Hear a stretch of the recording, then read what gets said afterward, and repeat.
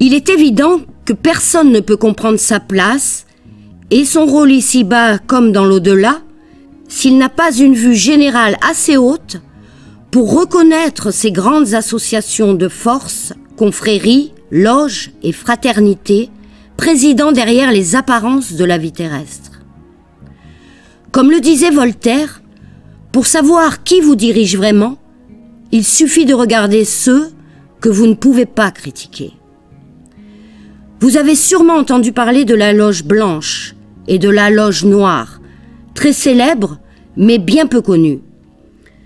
Vous avez lu dans des journaux des articles parlant de la Grande Loge nationale d'Angleterre ou des Jésuites.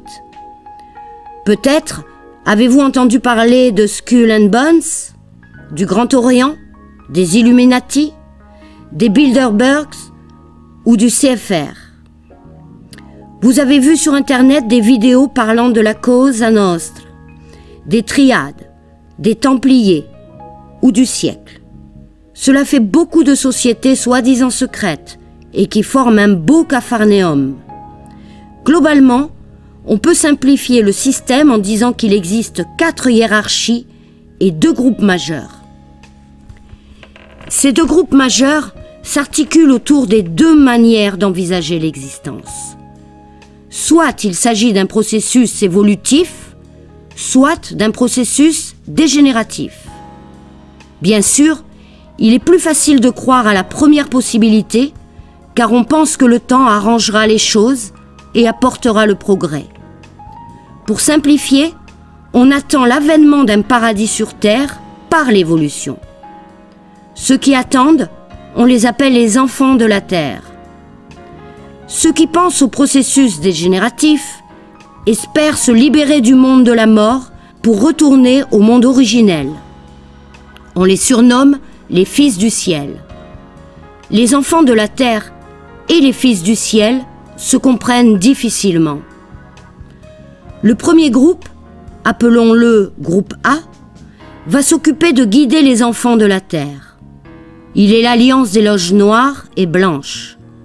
Ce groupe est chargé de guider la destinée des évolutionnistes. Et oui, il faut comprendre que ces 2 loges, opposées en théorie, manipulent toutes les 2 le temporel. L'une agit pour le pouvoir spirituel, on l'appelle la loge blanche ou première hiérarchie.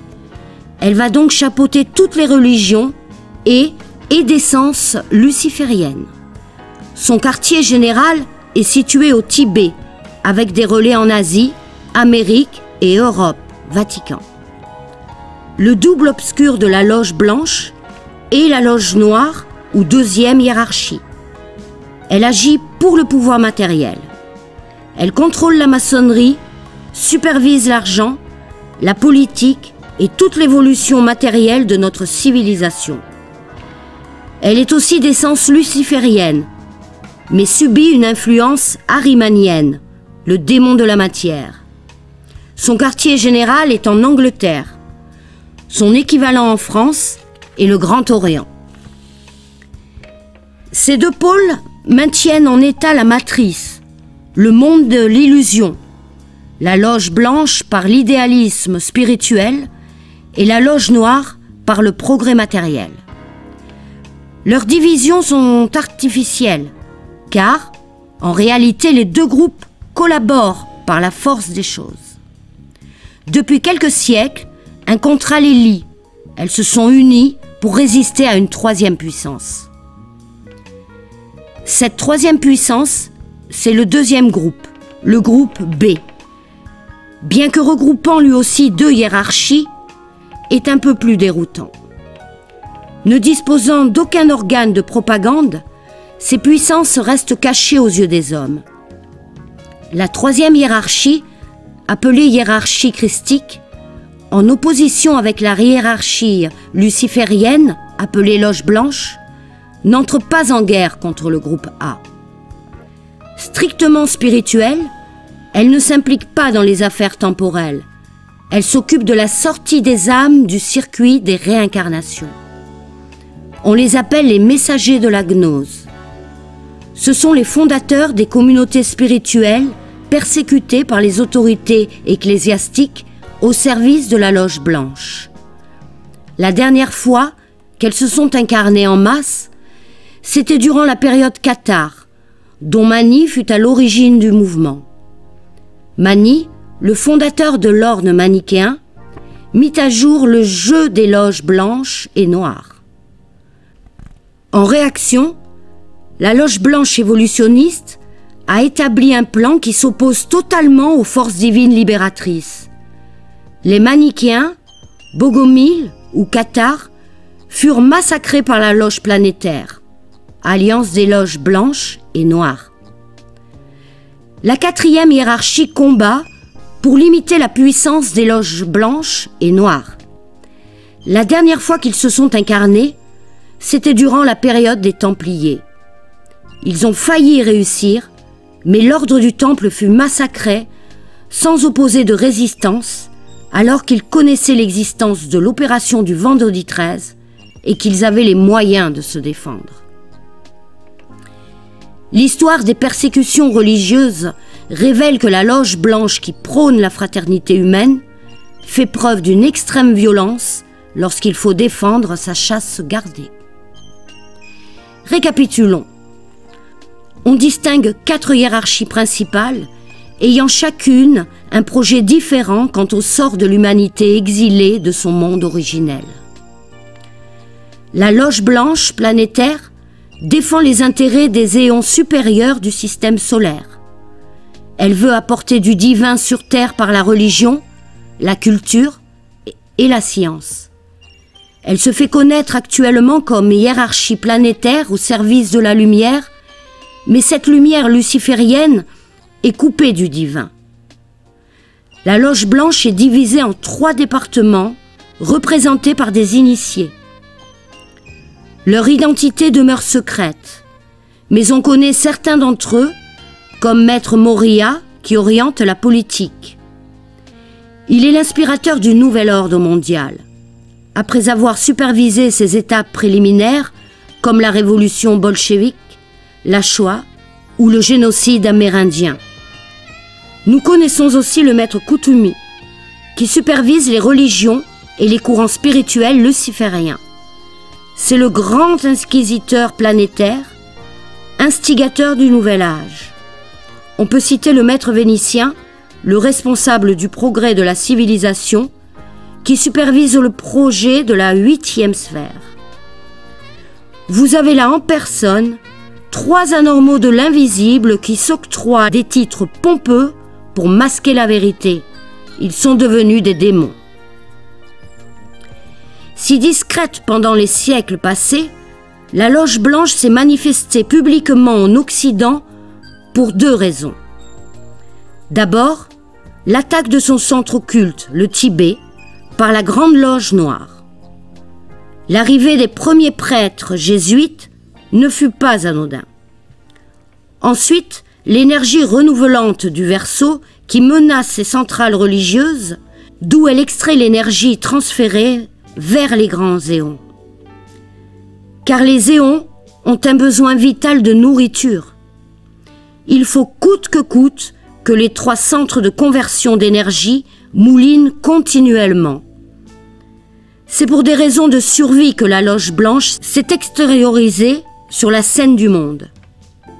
Leur plan consiste à établir un ordre mondial théocratique dirigé par un personnage qui se présentera comme le Christ.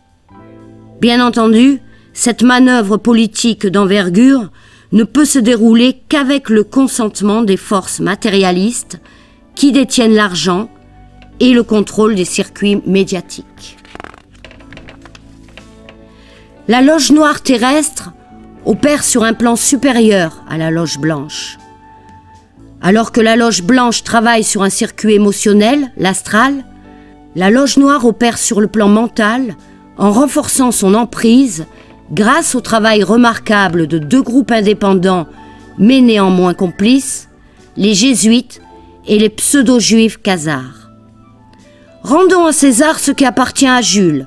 Les francs-maçons sont supérieurs aux religieux grâce à la magie des jésuites et à l'argent des banquiers khazars. La loge noire va donc superviser l'évolution technologique du monde et le contrôler grâce à l'argent et les médias. Le charbon, le pétrole, le nucléaire, le solaire, c'est leur œuvre.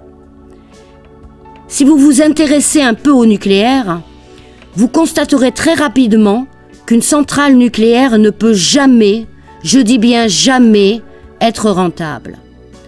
Réfléchissez 10 secondes. Nous avons 30 à 40 ans d'exploitation au maximum, alors qu'il faut tellement de carburant pour démarrer la combustion de l'atome et plus de 50 000 ans d'attente avant que le cœur du réacteur soit visitable, sans compter les déchets, que le coût est largement supérieur au gain. Où est la marge de rentabilité? Qui va s'occuper des déchets dans, disons, 5000 ans? Il faudrait m'expliquer avec les vraies données, alors que les machines Tesla ont prouvé leur efficacité, le vrai pas le faux, où est l'erreur? Je pourrais parler des grandes éoliennes qui pourrissent allègrement le paysage, faisant au passage un bruit d'avion, et qui ne pourront jamais être rentables. Ou alors la véritable raison, c'est que le nucléaire n'est là que pour créer de la radioactivité et pourrir notre monde, comme les éoliennes ou les panneaux solaires. Le nouvel âge de la loge noire, c'est le réseau des organisations politiques, économiques et sociales corrompues qui travaillent pour le perfectionnement scientifique et matériel. Et tout est dans la communication. Le nucléaire ne pollue pas. Les ondes des réseaux téléphoniques, dont la 5G, ne sont pas nocives. On ne peut rien faire sans pétrole ni électricité. C'est nouveau, ça vient de sortir. Bientôt les banquiers vont apparaître comme des philanthropes. Merci Coluche de nous avoir ouvert les yeux et d'être restés dans le noir. La loge blanche et la loge noire ont convenu d'un accord, ce qui n'est pas étonnant, vu qu'ici-bas, tout est politique. Les deux factions ont lancé le grand bluff de la venue d'un âge d'or, spirituel et scientifique en contradiction avec les cycles cosmiques. Le nouvel âge doit amener la création d'un nouvel ordre mondial qui reprendra la même structure qu'auparavant en changeant uniquement les références. Le nouvel âge est une stratégie pour empêcher la libération des êtres à une époque où cette libération est possible. Les humains, assoiffés de sécurité, réagissent avec force au slogan paix et amour. Ils accepteront les abominations scientifiques commises au nom du bien tant qu'on leur vend un bonheur terrestre. Ce plan est connu sous l'appellation Le Grand Jeu ou l'opération Blue Bean.